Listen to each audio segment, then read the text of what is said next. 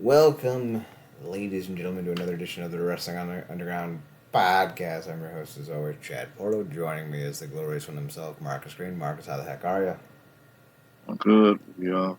Wednesday night delights. We are here. We are up. We are ready to go. First of all, as I get the tweet ready, I've caught up on My Hero Academia real quick. What about you? I don't know, I think I'm gonna F back. What they cooking on the episode after Shoji showed out last episode. Yeah, it's been a wild affair, so to speak. I think we're going back to focusing on All for One in the next episode. I could be wrong. Um, I, if there is one more season, it will only be one more season. I know that much. It's been impressive as hell. Um, the fight between the brothers, I think, is so far my favorite part. Especially with it's Shoji. Is that what's his brother's name? Dabi, Dabi. Yeah, aka yeah, Dabi. yeah, Dabi. He's gone full tilt, and it's been impressive to watch. So I would definitely recommend if you're not watching it to check it out. yeah. We'll hit it up after we get off because it's the fact that he has been so obsessed with surpassing his father just opposite of killing. That his brother was about to basically KO him, and he copied his quirk at the last minute. It's impressive. He's psychotic, And but it's And impressive. freaking Shoto has literally been working the entire series for that one move, and he didn't even master it yet. And old dude like, hey, is this it? Like Jesus. His rage knows no bounds. Much like the growing love affair of TNA. Hey, So, over 2,000 people attended the Victory Road event this past Friday. Excuse me, I'm still used to it being on Sundays, even though that was like 8 years ago. It was so like you have to understand when we talk about sellout crowds. There's two types of sellouts. There's no room left to stand sellouts, and then there's sold all the tickets available sellouts.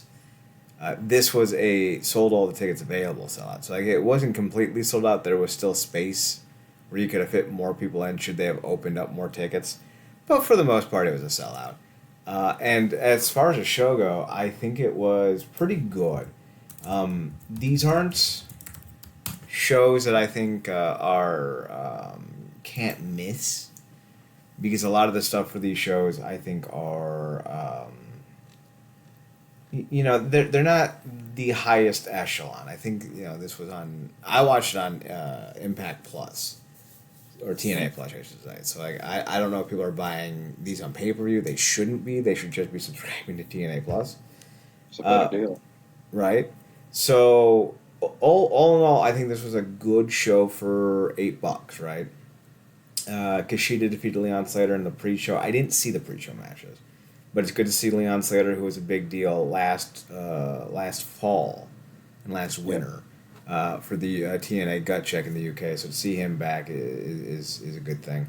Hammerstone teamed up with Jake Somebody to defeat Eric Young and Steve Macklin. I have to watch those two matches still. Oh, excuse me. Then we go right into the Hardys defeating First Class, which includes Casey Navarro now. Matt and Jeff aren't what they used to be, but they can still go for, anywhere from 10 to 14, 15 minutes in a pretty exciting affair. So, like, as a nostalgia act, as a legend act, I think they do what they can. And I think a tag title run will eventually be theirs in the future, but I don't think you build around them. I think you just utilize them. Put them on the card, let them get their pops, let them bring fans in, and then hopefully they can feud with somebody that they raise the level of and the name value of as well. Mike Bailey defeated Zachary Wentz to win back the X Division Championship match. Sorry, not match. To win the X Division Championship back. I don't know if this is the best match on the card. Because, like, Hendry and Alexander was very good. Even the System versus ABC was pretty good. Even Nemeth versus Moose was pretty good. I do know that of the internet chatter, this was the match that people were talking about for match of the year, off the card. It might be. I'm going to be reevaluating our award nominees, so we'll figure out where that lands eventually. Yeah. Spitfire defeated Masha Slamovich and Tasha Steelz to win back the Knockouts Championship tag titles. Had Spitfire lost, they would have had to disband as a team. Tasha filled in for Alicia Edwards, who was not cleared, and then post match, Alicia and Tasha beat down Masha, signaling that the Wait. yes, Oh, that wow. Okay, yeah. that's interesting. So the militia is over, and it looks like Alicia and Tasha Steelz are now forming a new tandem, which should be interesting. Um, we'll see what happens with that going forward. Joe Hendry defeated Josh Alexander by submission, which I thought was a clever ending because he caught him with the ankle lock a few times and got him to tap at the I end, which of course I is just got Josh to point Alexander's out. move. Yeah, I got to point out real quick. I'm sitting there that I can't wait to talk to Chad about this. You mean to tell me Joe Hendry got in one instance? It wasn't even a full on one-on-one match, but Joe Hendry learned after one closing match interaction and got it in his next match with Josh. What AJ Styles couldn't understand in the whole feud with Shinsuke Nakamura. Yeah, Because that whole feud, it wasn't even with AJ Styles, Nakamura. Shinsuke Nakamura versus AJ Styles is nuts. yeah, literally. And for months on end, this man could never understand he needed to wear a cup. Joe Hendry, on the other hand, like that match was. If the match of the night went to um, the X Division match for just pure action, Josh to me and Hendry took it for story. I agree. Yeah. And what I will say is, for anyone who's like, I don't, it's an unbelievable ending. So here's some numbers and facts you should keep in mind. Medal record: 2018 bronze medalist, 2017 gold medalist, 2018 gold medalist, 2018 gold medalist. These aren't the accolades of Josh Alexander. These are the accolades of Joe Hendry. He won the Nottingham, Salford, and Manchester gold medals in the British Senior Championships, and for both freestyle and Greco-Roman. And then he also placed bronze in 2018. He was an Olympic hopeful, and I don't remember if he made the Olympic team and then got hurt or if he was deemed an alternate. But he was a very good amateur Yeah. wrestler. So like this was very much a very realistic outing for someone like Hendry. So I liked it. I like the ending. Yeah, I like the whole spiel about it. and they gotta stop playing with both him and Bailey. Like do something consistent and significant with Bailey. Give him an actual quality reign that lasts up to a point. I think we can both agree where he can do the option C thing. To finally put him in a position to go for that title. Because his last reign ended weird, and I think the one before that too. But yeah, they need to lock in with him. And the fact that he's probably he's the only person to ever make Josh tap. I think his whole TNA run, correct? I think so. I want to say he did. He showed them it definitely with his own move. So y'all got to make that count like that. Y'all can't because we was talking about y'all had him kind of sidelined out of this feud with the NXT stuff.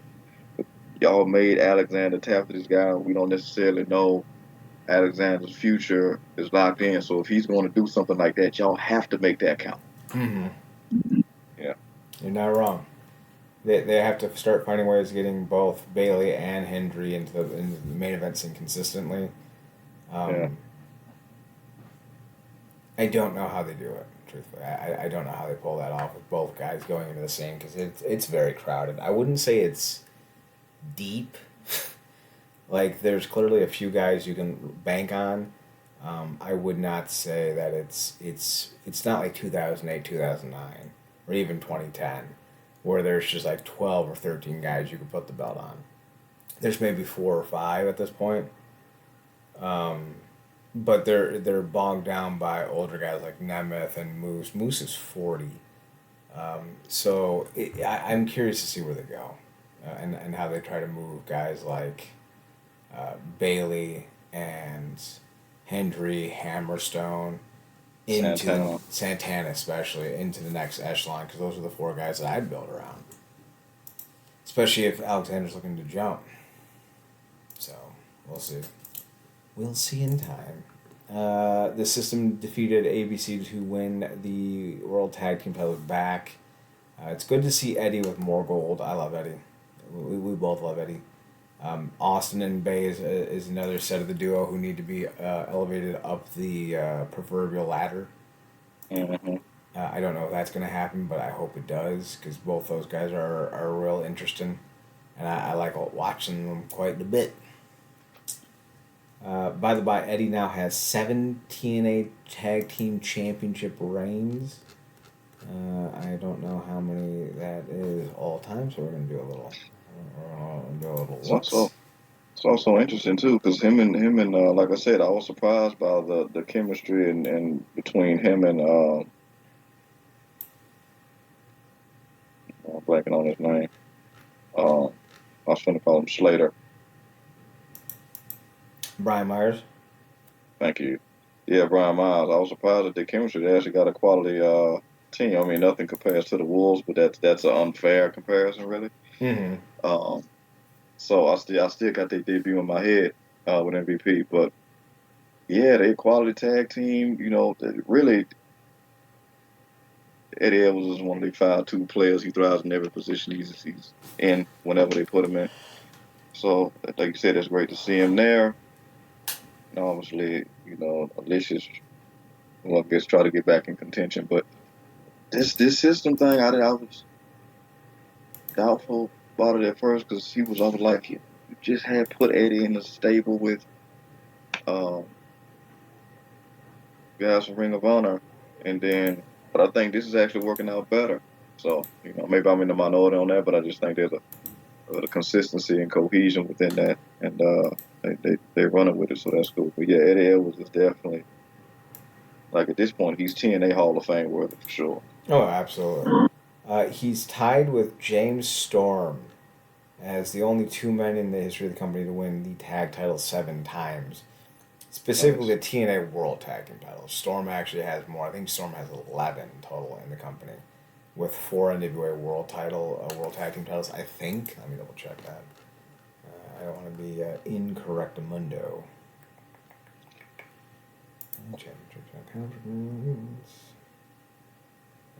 He won the. Not counting the tag titles he won in the NWA proper, because he apparently had a run with Eli Drake. He has 7 NWA World Tag Team titles, 6 with Chris Harris, 1 with Christopher Daniels. So he's won the belt 14 times under the TNA umbrella. Eddie only Quick 7. question. Yes. Yeah, quick question. You think they'll try to run something with him and Macklin, between Santana and Macklin, in terms of a tag team? And see, test the brother. No, I don't see that happening. Santana is too. He's got a real good chance of cracking in the main event scene with the current gimmick and look he has. And Macklin, I don't think has that next level to him. Macklin's a mid Carter. Santana has main event potential, and I've been thinking that about Santana since he was in TNA the first time around in like 2016, 2017. Yeah. So it's good to see Santana starting to manifest that main event personality. Who doesn't have a main event personality are most of these not knockout, most of these NXT women that we've been getting. They're the mid Carters of the division. And Jordan Grace has been besieged with very lackluster matches. And sadly, the Wendy Chu match from Victory Road falls into that category. Unimpressive is the best way to put it. The level of class difference was just on full display. Like, this was not taking that away from Chu, because she's been putting in work in NXT for a while, but it was just a completely different tier difference. Like, I wish we could have got a top tier match between Grace and Rosemary, but I feel like they done knocked Rosemary down some pegs. I mean, she done lost every match she done been in NXT, and I don't feel like she's gotten up return to the place we used to see her back in a TNA days in a prime. Mm-hmm. So certainly not in character relevance. Um, because obviously I think she's gotten back down to size quite nicely, but yeah, she is not that menace that she used to be. So Grace really has been. I'm like, she's not really had adequate competition since she finally got over Deanna, and then dethroned Trent. And a lot of that has to do with the fact that it is straight up down to the fact that he or she is dealing with these NXT talents. You really can't have mid carders and lower coming into TNA facing off with arguably the best knockout you ever had outside of Gail Kim, and then expect us to be like, oh no, it's been a good feud. Like we're not seeing top tier competition. It's like Anderson Silva taking on a dude who just got done with his very first class of like kickboxing, not even kickboxing, Taibo kickboxing. And it's like, yeah, what did you think was gonna happen? Of course, Anderson Silva's gonna murk that dude. And I just see this, being very similar to what we're seeing now on television with the NXT women coming in. Yeah, of course Jordan Grace was gonna go over them because who are they? It's not Roxanne Perez. We're not getting Roxanne Perez. We're not getting anyone of that degree or magnitude. We're getting the underlings, the what fours, and the I kind of think I know you kind of people. Yeah, So when that's your situation, when those are the women you're getting for what I could honestly say is one of the more impressive women's athletes pro wrestling has ever seen, and you're getting the middest of mid tier talent, it's a fucking travesty. Now people can be like, well, TNA's roster isn't that great. Do you know how good Jordan Grace and Masha Simonovich was? Like tell me more about how little you've watched this company. If you're gonna sit there with your whole chest and be like, well, TNA doesn't have anyone from Jordan, Masha. Masha's a beast, and she's done so well, and she's such a good force for Jordan. Yeah, they're not as deep as they once were, but I don't like the slander. Like, well, they don't have anyone. You could easily do a great storyline with Jordan and Lish. They are building up a decent degree of Rosemary and Jordan, which they're probably going to do a Bound for Glory, and Rosemary will likely win and get the belt off of Jordan, just in case she does end up leaving after the first of the year, which seems to be very likely. Her and Alexander are likely gone, unless TNA ponies up the money, which I think they're both worth it. I think Jordan more so than Alexander, but mm, it's not like this yeah, roster's devoid, and they are bringing in new talent, and you could elevate people like Danny Luna and Jody Threat. Like they're yeah. all it takes is a good feud to make women relevant, to make any wrestler relevant. And I feel like when people are like, well, they don't have anyone, they have more than NXT does, honestly, and they can Look, always go and look, get someone. they just see a lot of women in NXT. That don't mean they own a certain level. Like Roxanne is really put herself on a different level as well. Like she's been fun to watch, and I think turning her heel was one of the best things they could have did because she's killing it in that role. But and also maybe this is just me, and I feel like you see this too. The narrative for TNA wrestlers going to NXT is done better than when their wrestlers go to TNA. Like there's actual thought and storyline elements for when people show up in TNA. People show up in NXT. Like Hammerstone was paid by a guy to supposedly take over Femi out. Mm-hmm. Like we know the connection with the Rascals, other names, but like you said, the only true connection that's made the most sense in this whole thing has been Ariana Grace, Only one that makes sense, and it's because of who her and father and, is. and and it has nothing to do with her in ring. No, has to do with her father. Now, unlike Charlotte Flair, who one for one stole her gimmick from her father or borrowed whatever, Ariana Grace or her own thing, right? But Yeah, the only connection that like she has a connection with Santino, who is the GM of sorts for TNA. So obviously there's a built-in story there. It's like had that been the start of things, it would have been a vastly different conversation about how this partnership has gone. I will say though, safely and securely, that I have enjoyed the AEW TNA partnership more because we were getting Kenny Omega. We got guys like Christopher Daniels who had ties to the company, Frank and Kazarian who had ties to the company, Christian Cage who had ties to the company. We weren't getting, mid tier people. I know like Charlie Dempsey has talent. He's not a star. I like Wendy Chu as a character wrestler. She's not a draw. It's weird. It's like Jordan gets more quality opponents, but only when she goes there. Like she fought Sol Ruger when she went there for the Open Challenge. She got Roxy when she went there. Like when she when she's doing the Open Challenge back at TNA, it's like yeah, send like Jada Parker Light or something like that. Mm-hmm. Or something like I don't know half the women they be sending down there like that. And if I do, they not even significantly relevant on NXT. So it's like there's still that, ironically enough, that big brother little brother thing going on. Obviously, I don't think it's necessarily as bad to a point where it feel like sometimes it was getting rubbed in.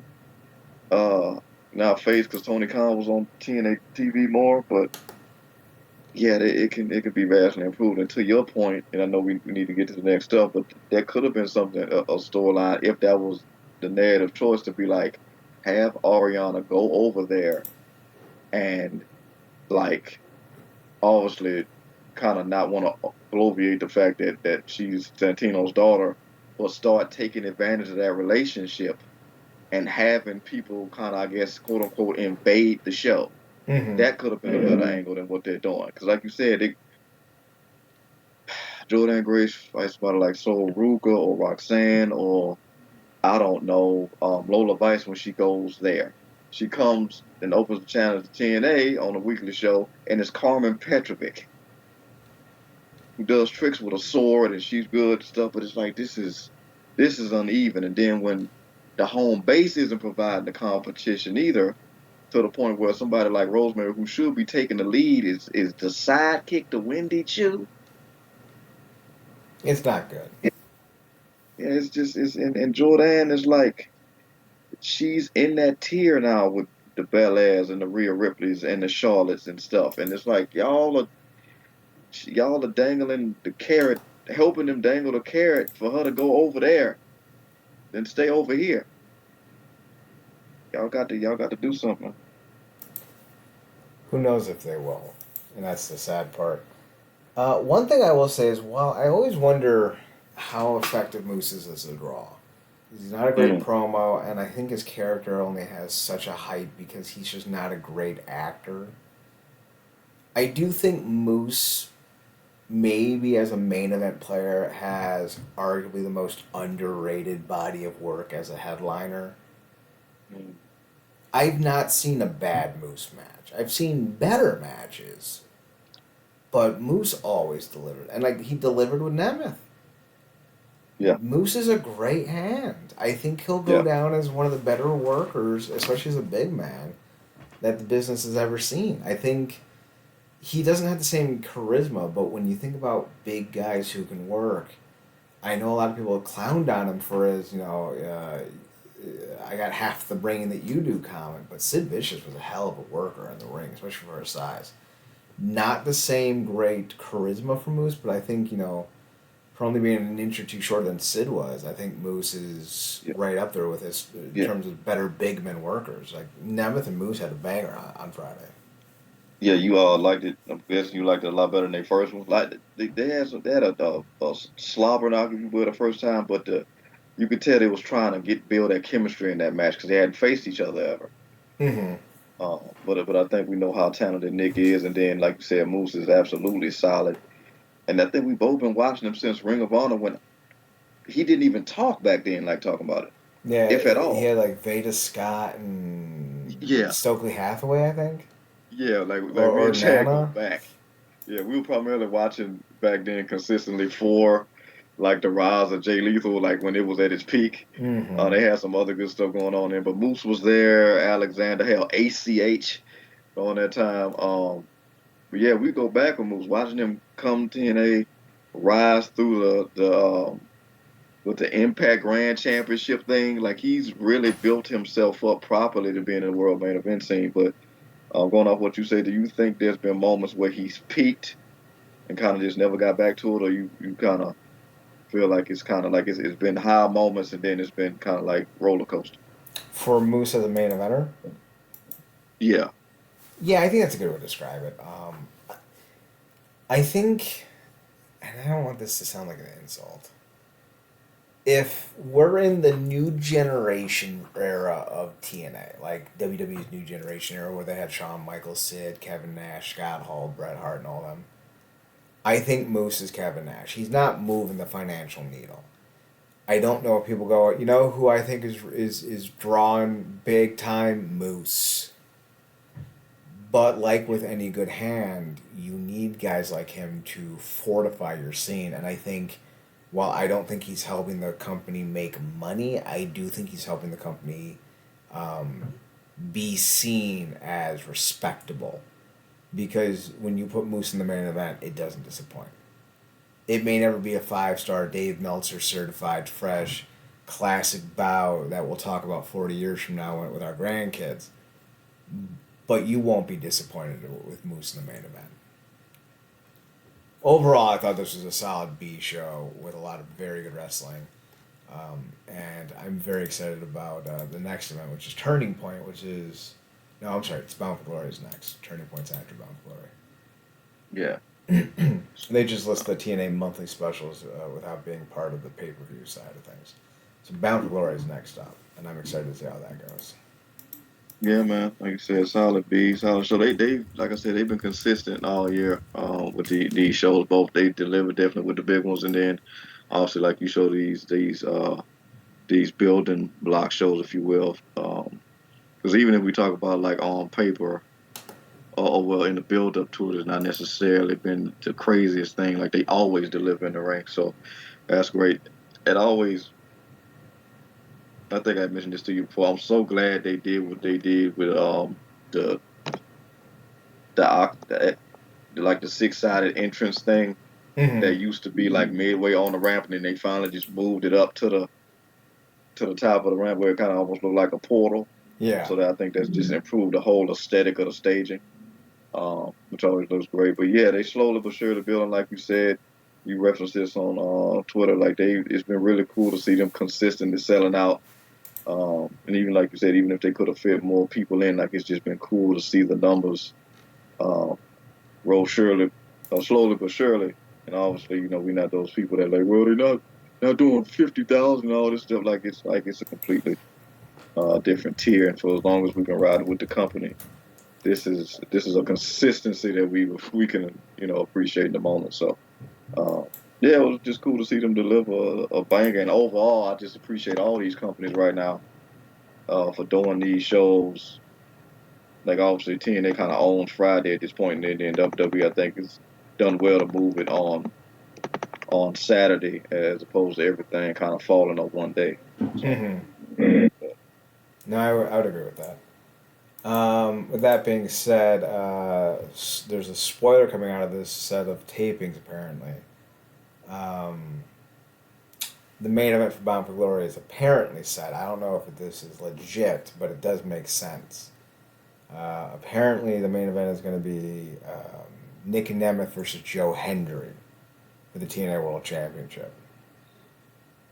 I think So, it's gonna be a banger. Like I said, the fact that they put him over the way that they did with Josh, and Josh is somebody that's not been somebody that ever racks up a lot of losses.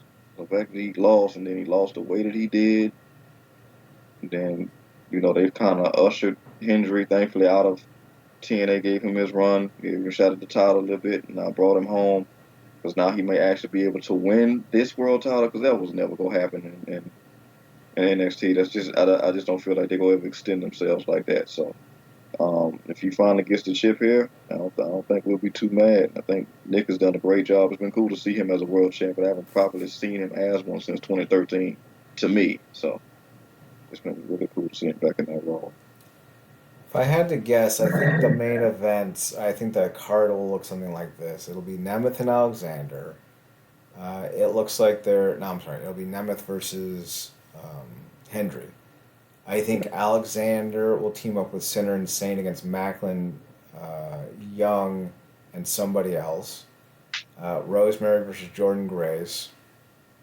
I bet you there'll be like a TNA Knockouts Tag Team Open Challenge with Spitfire versus like maybe Tasha and Alicia, or maybe somebody else. I think Matt Cardona versus PCO. I think there'll be a Ultimate X match or some type of Exorcism Scramble match involving Wentz, ABC, Kushida, Bailey, and maybe Leon Slater. I think those 6 men will do something. I think Kazarian will probably do something with Josh Alexander if he doesn't do a 6-man tag. Or maybe Kazarian versus Jonathan Gresham because he's not booked for anything yet. I think that's roughly it. Those are just guesstimates, so we'll see how well I do. Yeah. But that seems to be the general vibe for Bound for Glory, and maybe I'll write something up about it here in a little bit. Because it definitely does seem to have a lot of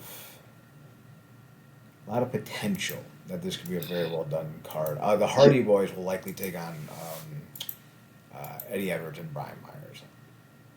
Yeah, what would be really cool is like talking about like Rosemary if they did something to kind of give her like an amp boost and kind of, you know, reintroduce her, like having a more locked in hold with the shadows or whatever. If they found a way to get Allie back. Well, Allie's free agent, isn't she? Yeah, she should be. Because the whole Butcher and the Blade thing and AEW hasn't, to me, ever really panned out. But I think that'll be really cool. They can find a way to work that back in and use it as kind of like a boost to Rosemary as a character, and then let that kind of usher in her finding a way to win the title, and then that could be like a thing that they do. And depending on how things work out with Grace, if that doesn't work out, they could do the thing with Rosemary's reigning over division, and then maybe they could do a thing like they did with Athena and Billy Stark, to where the pupil eventually kind of topples the master, if you will, sort of deal. Very possible. With Allie the Bunny and Laura Dennis, whatever you want to call her, being done with AEW, like anything can happen at this point. So it's very possible. Speaking of possible, let's talk about one of my favorite things from this past weekend, MLW's Opera Cup. Final 4 matches were, I want to say it was Mistico versus TJP. It's Kento versus TJP. The Oswang. And then it was Bad Dude Tito Escudito taking on Mistico. These were the opening 2 matches. Both were fantastic. Mistico and Kenta both won, so they met in the main event of the show for the Opera Cup, and that was one of the better matches of the year.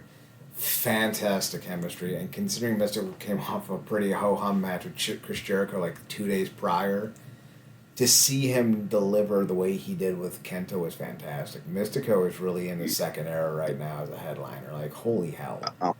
I'm glad to hear that, because I was just judging by social media. I don't think Jericho had a fan in the house. No. It didn't seem like it. No, and he seems to be pretty washed. The CMLW 99th anniversary show, or the 91st anniversario show, was less than spectacular, sadly. There were some very good matches on that card. Once I get to it.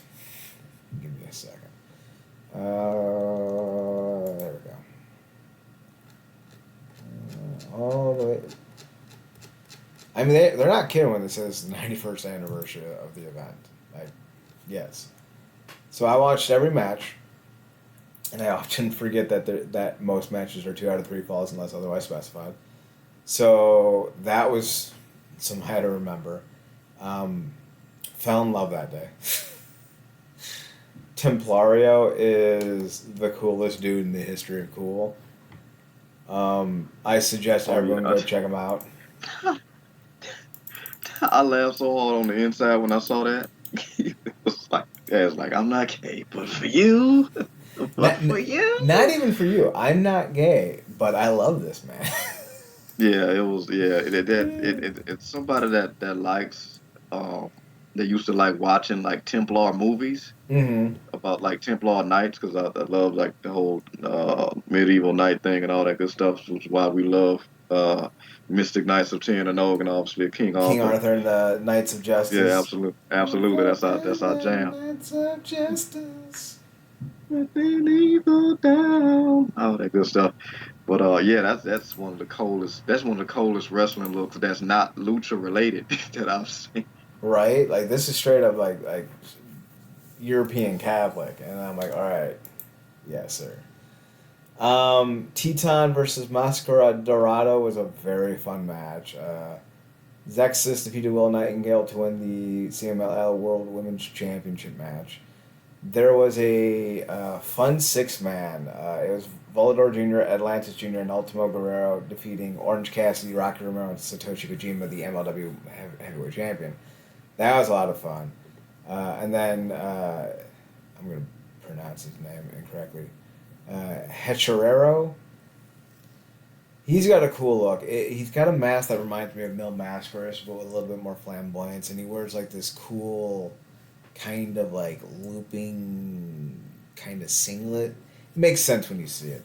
He defeated Euphoria, S Fringe, and Valiente in a four-way match. Where the loser, I guess, had to take.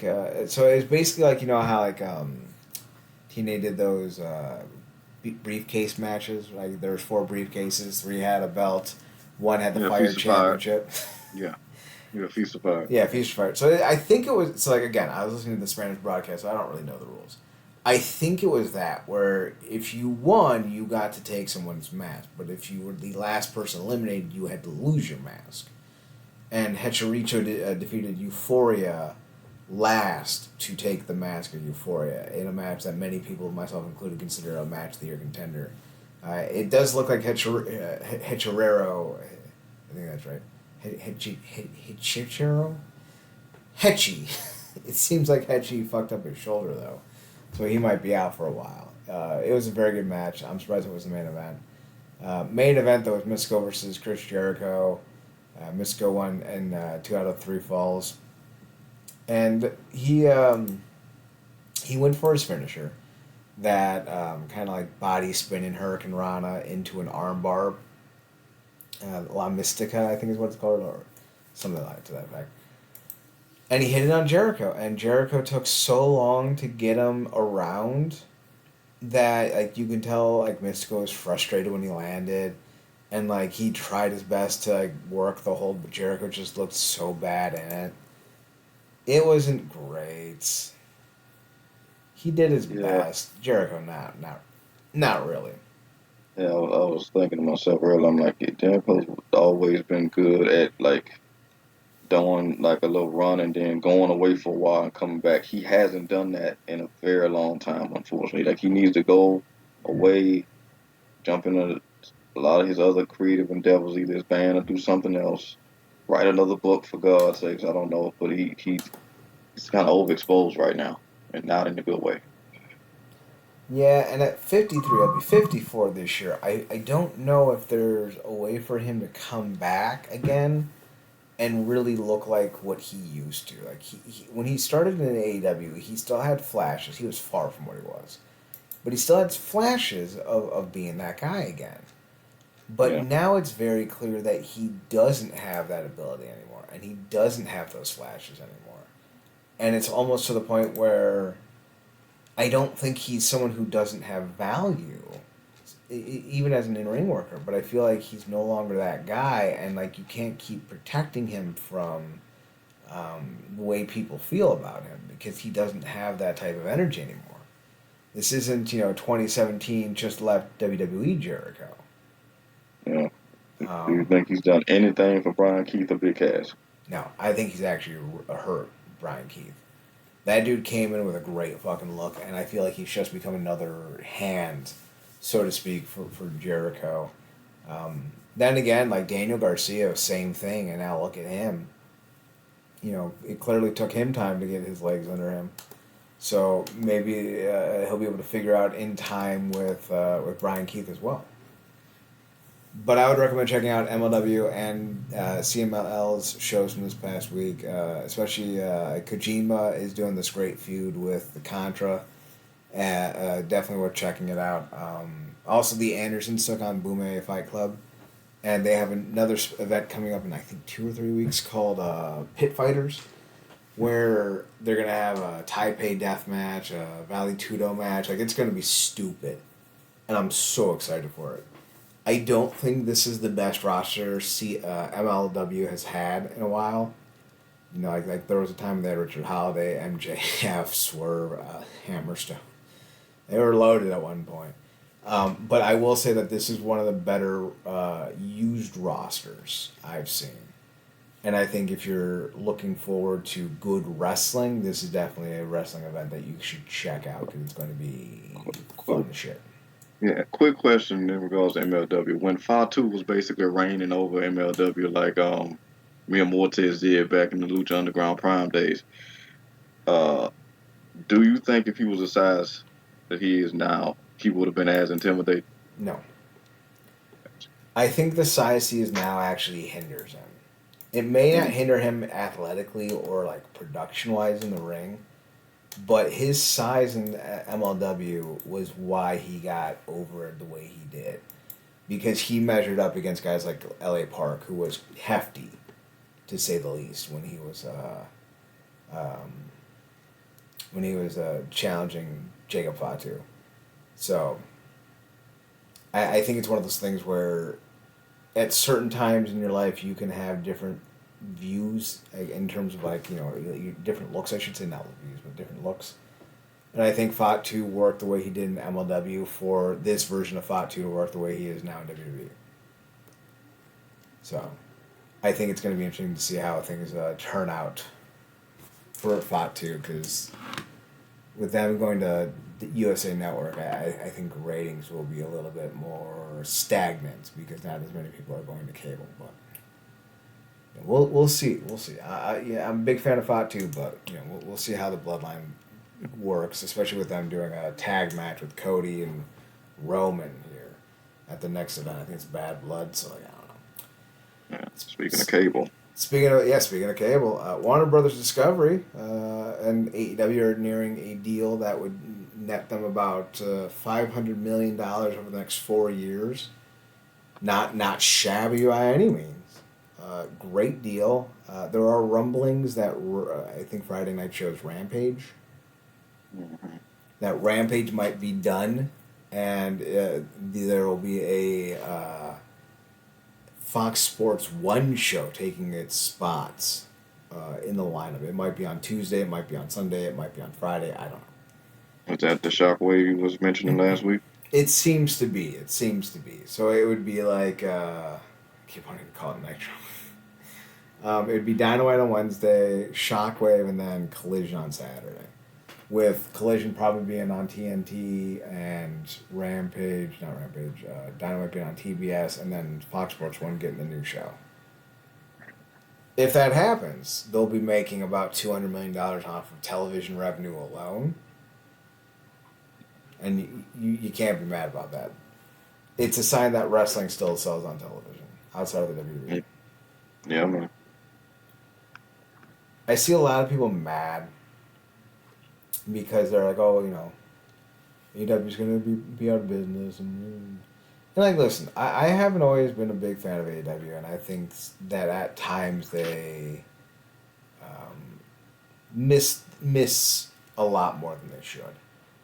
Yeah. But I still think they're doing great. They're still great for the business. They're still great for wrestling, and for them to get this deal, assuming the rumors we've been hearing are true, I can't say I'm mad about it because it's good news for all the wrestlers and It's thus good news for all the fans.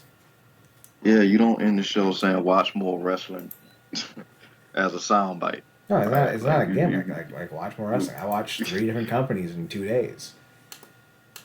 like, come on, like, and that's what a full work plate. So it's like we're serious about this. Like it's you love wrestling, AEW, regardless of how you feel. And also, I think, like you said, to your point, they've shot themselves in the foot a lot. Like it feels like at times they've gone out of their way to work against themselves. And sometimes that's been directly led by Tony Khan spearheading that on through social media, sadly enough. But when they've gotten it right, they've gotten it right, and they've done a lot of things right. Um, and it's another place for guys to work and do better work than they they done in a while, even if they was in WWE. Just because somebody's in the big pond don't mean they swimming good. Mm-hmm. So it's like the names like Ricochet and other guys that they love, and you point this out almost every week on Twitter. Like people only start effing with people suddenly because they in WWE. That's it. Mm-hmm. All of a sudden, all start knowing all these international channels like Julia and everybody else because they in WWE, and everything else they either didn't matter or they didn't watch it. So yeah, it's just good for the business. They profitable, you know. Getting TV like deals like that is a huge thing. It's not easy. We just talked about last week how you know what the NWA struggled with that situation. Something may have fell through with that, and they were hardly even ranked if it's shown through that CW app. So it's not an easy thing to do. But yeah, like you said, it's one of them situations where it does feel like the tide kind of raises the ships because they doing good. House WWE's doing good. TNA's doing their thing. Like you said, places like Glee, Noah, MLW, it all helps all these places. Specifically when you're seeing a lot of these guys thankfully able to bounce back and forth because it used to be gridlocked, and that sucked for a long time. Ironically, you mentioned Noah. Josh Barnett's coming into Noah. Uh, that's going to be very interesting, I think. I don't know if he's ever worked Noah before, but with Noah losing Jake Lee to New Japan recently, I know Barnett's pushing 50, but I feel like that's a hell of a get. Barnett worked the Noah last year, uh, where he defeated Makas. I can do this. Masakutsu. Mm, Masakutsu Funaki. There we go. Yeah, Yeah, I get it eventually. So he's wrestled with them once, so he's going to be returning to them. But mostly when he's worked Japan, he's worked either New Japan or the old Inoki Genome, which was around for about a decade or so. So I'm curious to see how this goes for him. Josh Barnett's one of those guys that I think should be in the PWI 500 constantly and consistently, but he's not. So here's hoping that finally changes this yeah, upcoming year. yeah. Yes, it's interesting with those lists. I just stopped paying attention to them. 'Cause like you said, between that, Meltzer's rating system, and all those other lists, is just so um, kind of like tribalistic in a way, and kind of really like kind of just kills the vibe of being a fan of the thing across the board because a lot of it is really just a lot of times just honed in on one specific company or like you said favoritism when it comes to Meltzer. So you really kind of just got to be aware of everything that's going on or try to have your hand in everything because somebody like Barnett should probably be on those lists consistently just for everything that he does. The performance, like doing what he does with um, his promotion and then just being able to he really has been everywhere like New Japan stuff in AEW like he does a lot and probably doesn't get the credit he deserves for like really bridging a lot of gaps like Bloodsport has put on a lot of quality calls and got a lot of names that you would have never thought you know that you see there like Shayna Baszler and names like that TNA like just that last one that he did or the one before that when they had all those guys kind of line up um, as like a roll call. It was a beautiful thing to see. And I think you look at something like that, that's kind of where the rubber meets the road in terms of we talk about this like this new wave of collaboration between these companies. So he deserves a lot of credit for his ability to not only just bounce around as a star himself, but to be able to kind of pull all these strings together. It's not something that should go unnoticed. You're not wrong. You're not wrong. As far as AEW goes, we'll jump off here real quick and move into the last topic. It's good for wrestling. If you're a fan of wrestling and not just the Fed, you're happy with this. And if you're not happy with this, then you're not a real wrestling fan. You're a bootlicker. You're someone who likes corporations and wants to be poor for billionaires to be trillionaires. And I can't take those kinds of people seriously. Now, if you prefer WWE to AEW, that's not what we're talking about. I don't like either. But WWE needs to exist. AEW needs to exist. The more wrestling companies that are on television turning a profit, able to pay their wrestlers six figures or more a year is a good thing. The more the merrier. Because it grows the fan base, you get more fans, you get more people interested, you get more athletes into the industry, you get better talent over the years, you get more interesting characters because people are forced to truly be unique and dynamic, and it's just good. It's just good for wrestling, and if you're not a fan of it, you're bad for wrestling. Speaking of bad for wrestling, I I can't believe Mick Foley, with his whole chest, just decided to commit career suicide in front of everyone, and it was gross. Foley is known as one of the more beloved human beings. He supports the Rain Network, I believe is what it's called. Let me just double check that.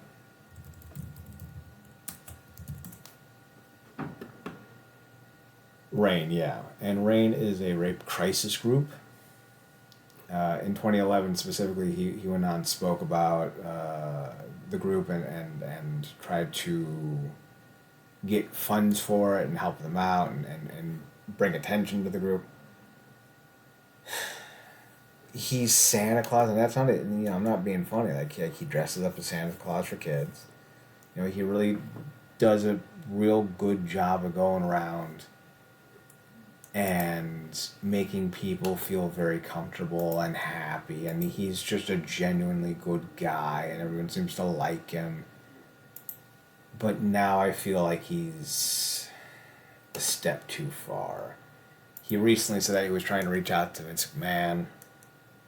He said he has fond memories of Vince, and he'll always be grateful for Vince giving him the opportunity and yada yada yada. And he's like, I've been looking for an address for Vince to send him something to tell him how I feel and all that. And somebody replied with, in a few months, he'll be in federal prison. It'll be a lot easier to find Mick. And I'm just so disappointed in Mick Foley. I don't know if he's done as much damage to his brand as Hulk Hogan has. You take a photo with a Nazi, and it's kind of all over for you. But I would say that Mick hurt his reputation far more than Hogan did, because Hogan's reputation was already shot. Foley's was alive and well. That's true. So even if let's say that you can only be 100% popular. Hogan's maybe 20% popular, but he was only 60% popular before all this happened. And then Foley was 100%, and now he's 70% popular.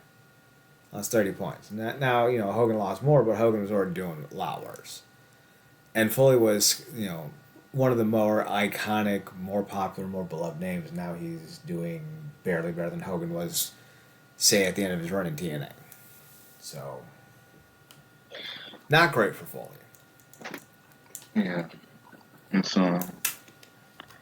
it's interesting. I think the thing that was most disappointing for me, and love hearing your take on this. Like for me, obviously, like you said, genuinely seems like a quality guy coming out of a business that has not produced a significant amount of quality human beings. Certainly not as much as we would have hoped.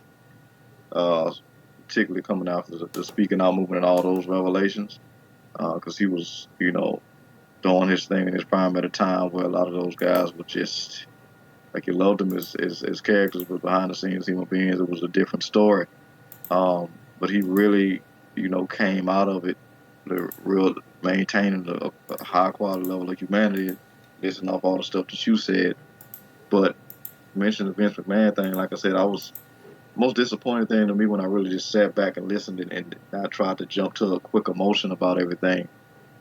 Like the saddest thing was like it felt like he was giving Vince far more credit than he deserved for his career. Like he didn't want to give himself any Mm-hmm. for the physical work that he put. Like he literally almost died getting himself over. doing stuff that a lot of guys wouldn't even attempt to do today, and really, just put his body through all manners of hell. And that was his decision to do and the stuff that he did, consistently every night and through those different variations of characters that he did. So, it kind of sucked to me. It was like, where's his self esteem at to a point where it's like how much credit are you not gonna give yourself here, Mick? Like I get it, this is your boss. He allowed you the stage, but you are the one that performed. Like, where's your pat on the back for? So I think that's kind of where, on top of him kind of maybe giving Vince a out in a way, and I get it. You just speaking to the side that you saw, but you can't deny, that it was kind of plain as day as well in terms of pieces all coming together around a person who really didn't do the best job, not at all too dissimilar from Hogan, from showing the level of scum that he was a lot of times. Mm-hmm. So, despite what he may have wanted to see or the interactions that he had, so I think for me, it was just disappointing because I'm like Mick, you put in a lot of the work that's garnered your belovedness in the community. It wasn't all Vince. So like I get it, but I didn't get it at the same time. I do wonder if his age, the nostalgia of it all, I wonder if some of this is creeping back into situations. I don't want to say what I'm about to say, but maybe there's some brain damage. That would certainly explain some things. Because for him to do a complete 180, you know, just 10, 11 years ago, he was, talking about rain and sexual assault victims and how to help them, and now he's, going full forth with, Vince was a good guy, he got me his break, yada, yada, yada, and it's just like, who am I supposed to believe? Yeah, it's a weird thing when you, like you said, when that's the kind of hill you kind of decide to put yourself on or down. But it's kind of like, okay, so you saying like obviously you support these people, but it's harder for you to believe when it's somebody you know. Mm-hmm. Like it doesn't, like it counts across the board. Like they're everywhere. Those type of predators are everywhere. A lot of times they aren't. That predatory behavior isn't necessarily front facing. A lot of times the whole point of it is show one side and then have another side, behind everybody's back. So, I understand reconciling what you uh, have come to know with what you feel like you've always known. Um, but and I guess he tried to give as good an answer as he could. God knows what Rikishi would have said if they would have asked him the question with stuff he'd be going off about on Twitter when it comes to his family. But yeah, I don't know if I would have mentioned the fact that I've been trying to reach out to him all this time to thank him. I'm like, all these damn years you don't have an active address for this dude.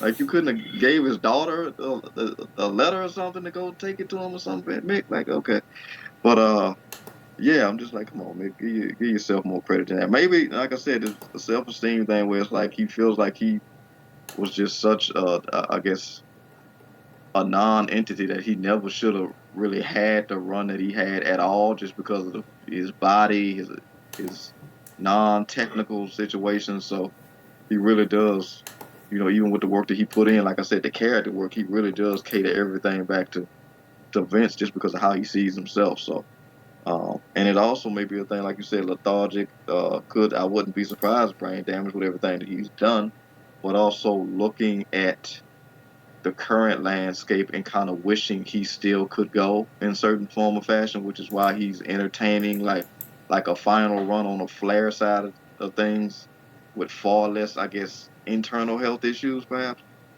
So, you know, It does seem like that yes. that run that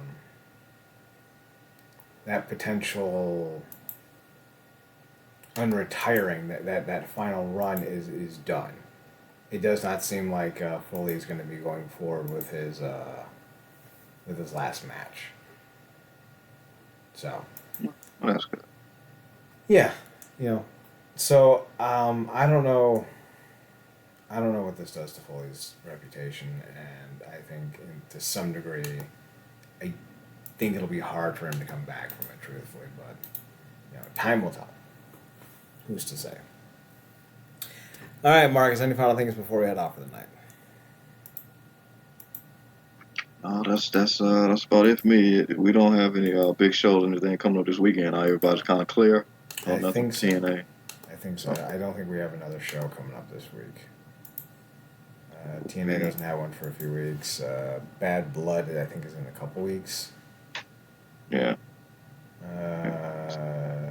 The 5th anniversary of Dynamite isn't for 2 or 3 weeks. Ricochet will face Ospreay on that, so that'll be interesting. Okay. But yeah, that's about it. Alrighty then. So with that being said, we're done. We're out. You can find us on the socials at Real Nerd Corp on Twitter, REAL, or is it just NERDCRB? I think it's just NERDCRB. Let me double check. It's been a long fucking week. We're changing the name eventually. I just got to figure out what it's going to be changed to. It's at NerdCorp, NERDCRP on Twitter, so check that out there. We're on the website at realnerdcorp.com, REALNERDCRP.com. You can find us on Twitch and YouTube at Wrestling Underground on both of those. Marcus, you're on Twitter at ParadoxKid, PARADOXKID. That's me. You can also find me at Twitter at Chad Nerdcorp, CHED NERDCRP. You can also find me on the Instagram at Chad's Photo at CHDSPHOTOHUT. Be sure to check us out on the Wrestling Underground podcast next Tuesday at 9 p.m. For Marcus Graham, I'm Chad Porter. Thanks for tuning in. Thanks for checking us out. Thanks for giving us a chance. Remember, as always, watch more wrestling. Marcus, did I mention your other show? Yes. Check us out on the True Penny Show. TRUEPENNYSHOW, True Penny Show on Twitter. All of the shows are on the social media, so just look for the link. So with that being said, Marcus, we're done. Thanks for tuning in. Thanks for checking out. Thanks for checking out. Remember to watch more wrestling. Marcus, take us home.